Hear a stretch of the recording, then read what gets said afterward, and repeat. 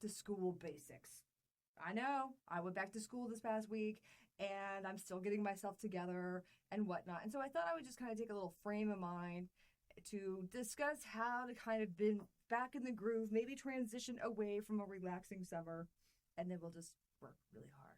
So I kind of want to talk about back to school basics. I want to discuss query letters and then pitching. You need to pitch an idea because I will tell you folks, I'm biased. I'm biased. And why am I biased? Because I think Kansas and the people that are intersected or connected to Kansas have some of the best stories on the face of the planet. And I want to pitch those to everyone that would listen to our stories or read their stories. But I also want you guys to pitch your ideas to me, right? So a lot of there's going to be some sifting. One, I need to do some searching, and then two, I need to do some sifting. And to help me sift and to help me find all of these amazing stories, I'm going to ask my listeners, my authors, and my creatives to think about submitting your work and writing a query letter, and then giving me a pitch about why your story is so amazing. So those are kind of the things I'd like to talk about today. But of course, before I get into that, what do I need to do? I need to do my shout outs. Woo! I really need to start looking for like crowd applause. Well, I don't know. I'll have to take a look at that. So as always, I would love to give a shout out to the Advanced Learning Library here in Wichita, Kansas, and their AV studio. Today, there's a lot going on today. There's a local author event going on in the library, so I'm super excited to go talk to everybody, and I'm hoping that I can get some of our local authors out there. I think it's wonderful that they've got tables and whatnot. I don't know. I'm thinking like lots of rock music and maybe some sparklers. I don't know. A soundtrack. I'm all about the soundtrack today, apparently. So the AV studio, I definitely want to give a shout out to. And then the second one, obviously, is Faythe Publishing Inc. Guys, this is my baby. Like, my children are leaving my house or leaving my nest. And what do? I find another one. And this is my baby. My baby is Faythe Publishing Inc. And we strive to serve underrepresented voices. We want to do that through publication, through writing programs, through writing services. So our hashtag is supporting the writing journey. And I will tell you, people, the journey is bumpy and weird and crazy, and there's twists and turns and tons of squiggles. But the great thing about Faythe Publishing is that we collectively, we are the audience. We are the storytellers. We then become the legacy. And what's really cool and what's kind of amazing, I need to branch out. Amazing and cool and pretty spectacular. How about that? That's a great word. Spectacular is that every talent matters. Every talent on every level of this venture matters. My storytellers matter. The social media people matter. The interns matter. The literary agents matter. All of these talents matter. In that case, it also in turn includes every voice matters. Every story then deserves to be told. And what's even more super awesome cool, look at that description, super awesome cool, is that I and we and our collective selves, we actually get to be inspired and we can inspire others. And guys, I can't preach it enough. I can't shout it enough. I can't do enough jazz hands to say how awesome that feeling is to be inspired and to inspire others. So what also inspires me, besides these amazing stories and people and talent and whatnot, what also inspires me is the daily mantra. I know. You're like, oh, I think Faythe is going to skip it. No. I'm not going to skip it. I'm really trying. I think I'm going to be a little bit more mindful about my mantras. I say them a lot. I have quite a few of them. But today, just so we can get on to my lovely back to school basics, let's get ready to say our mantra.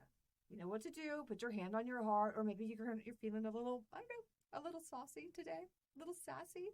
Maybe you want to say it with some attitude. Maybe you want to say it in a nice, beautiful British accent. Whatever works for you. Are we ready? Sure. Today, I will face fear. Today, I will be brave. Today, I will struggle. Today I will grow. Today I will get through this. Huzzah! Jazz hands. Woo!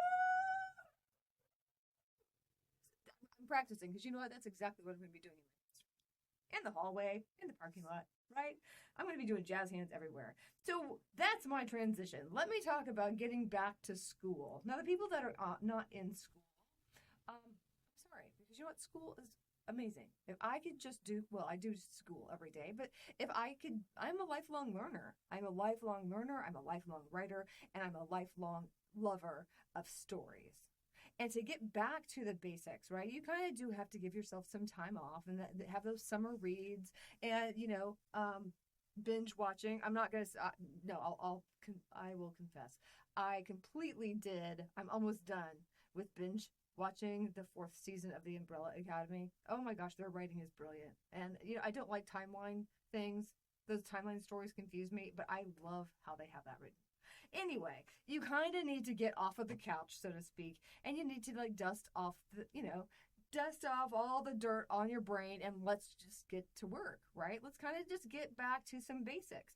And as lame as this is going to sound, I'm going to be talking about punctuation and grammar and what a complete sentence is. And you're like, Faythe, this is so lame. Perhaps. It's lame if you don't know how to do it. So recently I had a discussion actually with all these different levels of education, which I love that I have a really large network. So I have friends that are professors. I've got friends that are and colleagues that are administrators, teachers of middle school. Oh my gosh, they are saints, right? Elementary school, high school, all these different levels. And one of the things that always comes up in conversation is the lack of writing. And now I have no data to back my claim here, but I really think it's because of these wonderful handheld devices.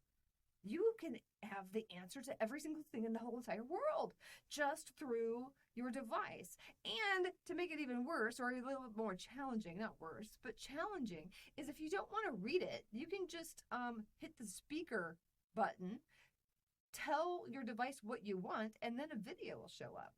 Well, obviously, sometimes pictures can, are worth 1,000 words, that kind of thing. But if you don't know the words, you can't read. And if you can't read, you can't think. And if you can't think, you can't tell stories. And that is my aim, right? Every single story matters, even the stupid ones, right? Even the entertaining ones, even the tragic ones, even the important ones. They all matter. So how do we start with that? Let me just rip off the Band-Aid. Welcome back to school, y'all. Welcome. I'm Kynda Faythe. I'm your teacher. I'm the teacher of awesomeness and writing. Right? And let's talk about a complete sentence. Now, I'm going to assume that everybody knows this, but you know what? Times have changed, right? I'm open. I have no problems taking a critique or whatnot. So a complete sentence has, let's say, there's tons of things that, like a whole lot of different levels. Let's do 1, 2, 3, 4. Let's just do 5. 5 seems like an easy thing. Fingers, 5 fingers, 5 parts of a sentence. Right? So the very first one, your big thumb, is going to be a capital letter. I'm pretty sure there's not a lot of E.E. Cummings in the world who don't capitalize anything. I did have a student years ago who did not capitalize, and boy howdy, we butt heads. We butt heads a lot. And you know what? Sometimes I won, and sometimes they won. I will tell you, don't fight. Just capitalize. So every single sentence needs to begin with a capital letter. The other thing, and I know here it comes, are your parts of speech. You have to have a subject or noun, right? You have to have the main topic of your sentence, and you have to have a verb. Noun, verb. Got it? So the subject is a person, place, thing, or idea. It's like, right? That is what your sentence is about. You have to have that. You can't just have computer.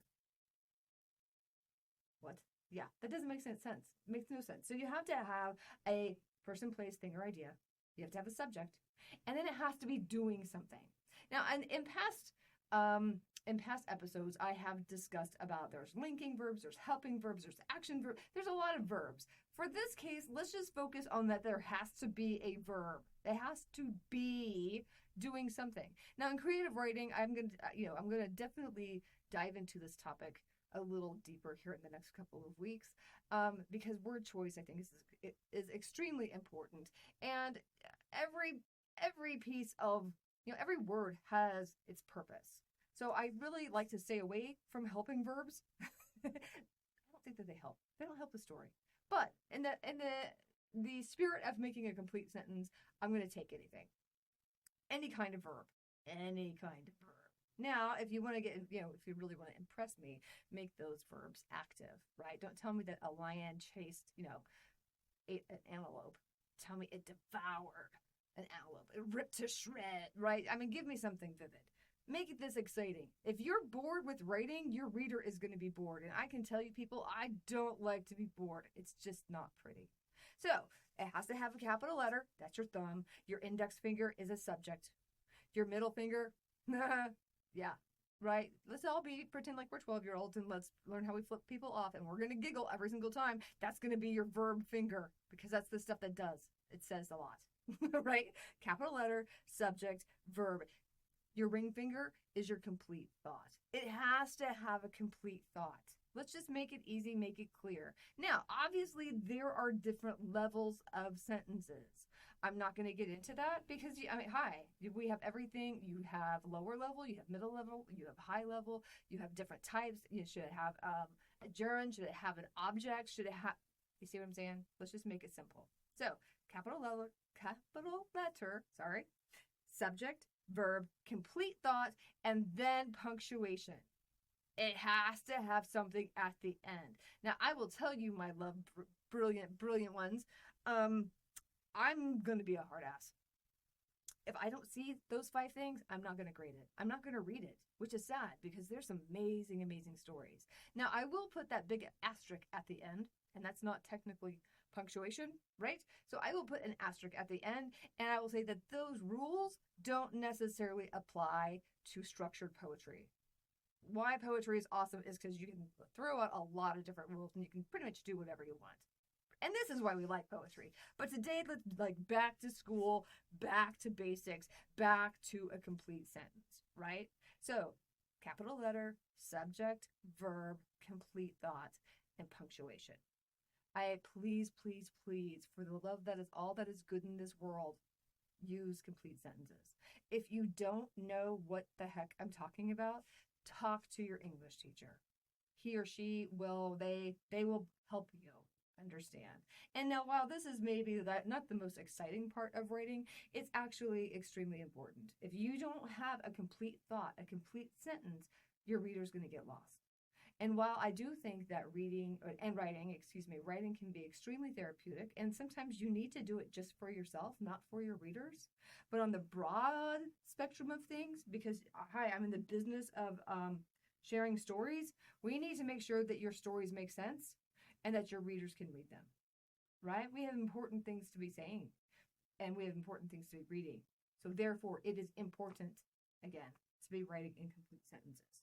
Now, later on, I will go to, focus more on your active voice, your word choice. But you know what? Write. Just write.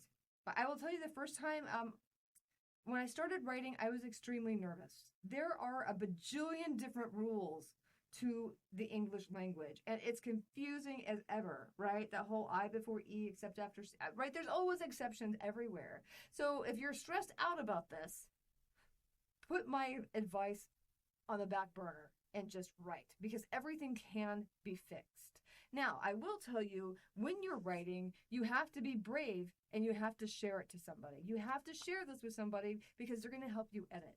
They're going to make sure they're like, hey, I really don't know what you mean when you wrote this, right? You need to have that feedback. And in feedback, I'm going to go on a tangent here. Feedback is part of communication. Right? So whenever you are communicating, we'll just pretend it's like a ball, a beach ball. I just returned from the beach. So a beach ball, right? I have a beach ball. That is my message. And I'm going to artfully lob it your way, right? And then you Theoretically, you catch it. You are receiving my message. Yay! Okay, now that does not necessarily mean it's done. My part, I threw my message out there, but I also have to see how that person received it. Did they understand what I wanted them to do with that ball? Did they hit it? Did they catch it? Did they drop it to the ground? Right? You see what I'm saying? You need to check for understanding. Now, once they've received it and you know that they understand it, then they lob said message back to you. And that's kind of how communication works. Now, where it gets really funky is when the message doesn't make it there, or the person who's sending it doesn't check for understanding. Now, the great thing about writing, if you're ever thinking about dialogue or if you're thinking about awkward conversations, think about that. Think about how awkward it can be if somebody doesn't understand what you're trying to say or what you're trying to write. So make sure that you be brave, you share your work, because that way you have to check for feedback. It's so important. Feedback does not have to be scary. This is not a judgment on you. We just want to make sure that you're clear. Now, this kind of leads me to kind of my next point. Whenever you're sharing, obviously I would like you guys to share as much as possible. So after you have written something, whether it's poetry or a novel or memoir or whatever, right? After you have, you've written your baby and you have it and you're kind of coddling it and you're like, yeah, okay, it's probably okay for me to share now. Share, be brave, people, right? So we will be brave. I believe that's the second line of our mantra. Be brave and ask for editing. Try not to edit yourself. I do.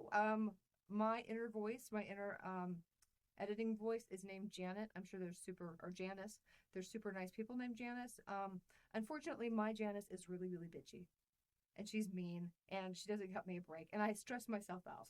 So sometimes I'll go through and Janice will, serve me a wrath of feedback. And I'll try to fix some things. And then I share it to somebody that I can trust. Right? Have somebody take a look at your work. Now, once you guys both agree that, man, guys, this is amazing work, you should probably share it. There's my big point.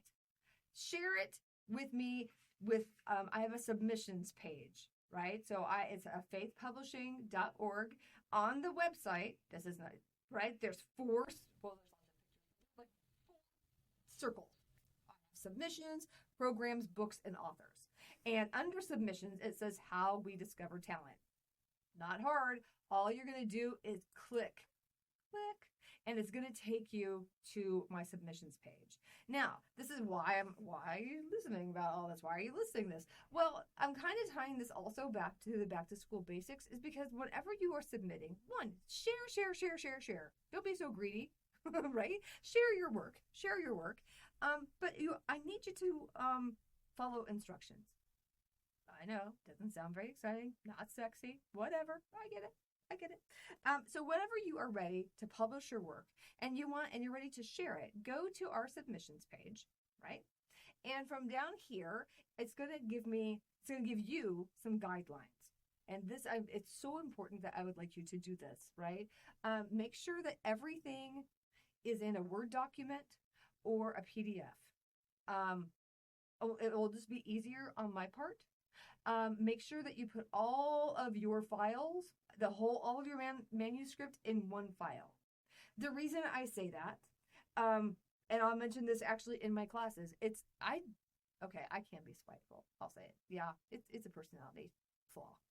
Yeah, I don't normally just go out and decide I'm going to make my lessons or make my lectures or podcasts on. I just want to be as annoying as possible. That really is not my motivation. So I usually have a method to the madness, right? So when I tell my students, I need you to format it a certain way and then you can get it to me, it's really honestly because this is going to save me some time. So for example, I just recently read kind of a fantasy, kind of dystopian fantasy book recently. And the author submitted it chapter by chapter by chapter. Now, would I be totally dogging on this chapter or on this writer? No, because guess what? It happens quite a bit. Now, I totally understand why you write that way, but when you are submitting it, you would like to have your document the best that it can possibly be.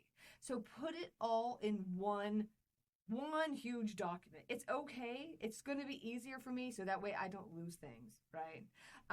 So put it in a Word or PDF. Word's awesome because I can put notes on it. Make sure it's 12-point font, and I would really like New Times Roman, but I don't really care. As long as I can read it, it's not like, I don't know, what's it called? Twiddly dinks, or, they just show up in it, or emojis. I don't have the capacity for that. So my back to school basics: complete sentences, share your work, make your work the best that you can make it to be, and then you're ready to submit it, right?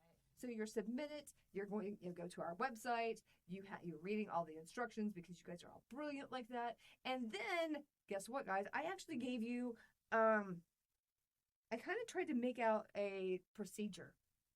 So that way people kind of know how I'm working. So you're going to, one, submit your work. I actually have a link where you can do that. Once I have received it, I'm going to have either my literary agents or a copy editor is going to kind of just read through it. And they're going to just like, yeah, this is going to work. Or like, maybe this person needs a little bit more work. Now, that does not mean that's a bad thing, right? So we are going to read it first, and we're going to decide what, is it easy to read? What's the market going to be? How can we share your story the best? And then I'm going to have another step, like step 3, and we will send you a letter. So we will send you a letter of acceptance, or we're going to send you a revise and resubmit. Now, keep in mind, this is not a rejection. Okay? Writing does not have to be either or, right? It's either or and. Either or and. So we're going to accept it, like we'll represent it and we'll help publish it, promote it, or we need you to do some more work. That does not mean that you are a bad writer or that you are defective in some way, shape, or form. It just means that if we are going to work on your book or your work, I need a little bit more polishing to it, right? And then, of course, after that, then we kind of just go from there. We get your formatting all done, and then we're going to probably, once that's all done, the cover's taken care of, we have the author bio and a picture.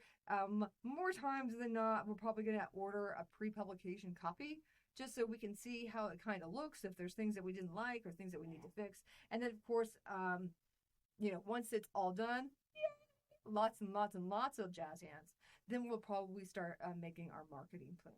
So, back to school, it's kind of like reading a syllabus. I know. It's needed, guys. It's totally needed. Because that way you need to know how the game works. So if by some chance you do not submit your work to my company, which I understand, it's okay, I'm not going to hold it against you. You do need to know the formatting. You need to actually follow the rules. You need to ask, so when they have a query letter, it's essentially, you need to follow the instructions. You need to be brief.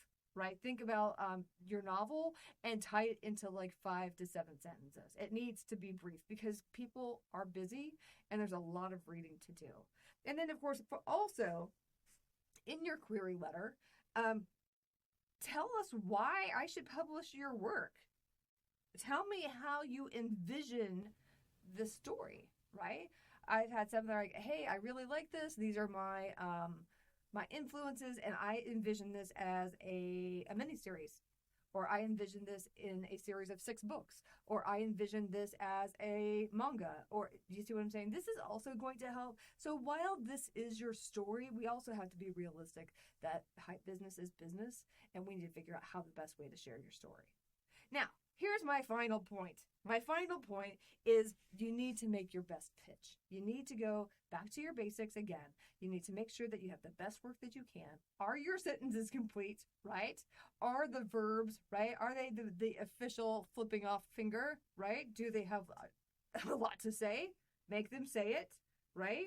Have your best word choice, have your best work, and then we will also get there. And give your best pitch. So, my pitch, and I would love to have some feedback, and I'm kind of in the middle of making a presentation. I've decided, after speaking with my board and some other people, I think I'm going to take a pause from the Kansas Book Festival, which is in September. I just don't think I have enough time to do what I want to do. But there is a conference that I'm going to be presenting to. I just got the okay just like the other day. So I'm going to be presenting at the KATE. That's KATE. It's the Kansas Association of Teachers of English. So it's mostly for all English teachers. And I'm thinking writing teachers if there's people there. And I want to be pitching why we do what we do. And my pitch, and again, please let me know what you think. I was kind of thinking of that internet meme. I know, kind of lame. It's a thing. And it has a, point, plan A. And it has a point, and it has an arrow and a very distinct direction. And that is point A. And then you have, and here's the internet meme part, is plan B, and it says real life. And it's just like squiggles everywhere, and, it's just super, super messy. And I kind of like that idea. Why? Because I think I want my pitch to be part C. I want to be part faith, plan faith. So plan A, plan B, plan faith. And instead of the, crazy swiggles, I want to show the unilome, and my pitch is that we work in squiggles. It's a start. Anyway, let me know your thoughts. Let me know what you think about the basics of complete sentences, and let me know what you think about submitting. Is it confusing? Do you need help with something? Is there a way that I can clarify and make things a little better? And then, let me know about a good idea about a pitch. Why is this whole movement, I call it like our little writing revolution, why is this so cool? I know it's cool. I think it's cool. What do you think is the best pitch for that? That is my claim. That is what I would like that is going to be your call to action.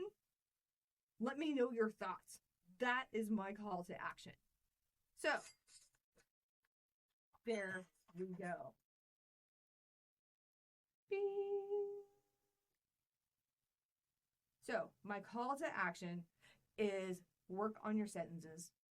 Know the thumb, the index, the middle finger, right? Verb, the complete thought, the punctuation, your query letters, and your best pitch.